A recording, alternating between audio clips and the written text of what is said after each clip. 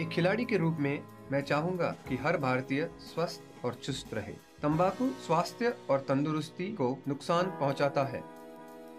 सभी तंबाकू पदार्थ खतरनाक और घातक है। अगर आप स्वस्थ और तंदुरुस्त रहना चाहते हैं तो तंबाकू से दूर रहें। मैं रहता हूं, आपको भी रहना चाहिए। आइए तंबाकू के सामने दीवार बनकर खड़े हों। सिगरेट पीना कैंसर का कारण और जानलेवा है। शराब पीना सेहत के लिए हानिकारक है।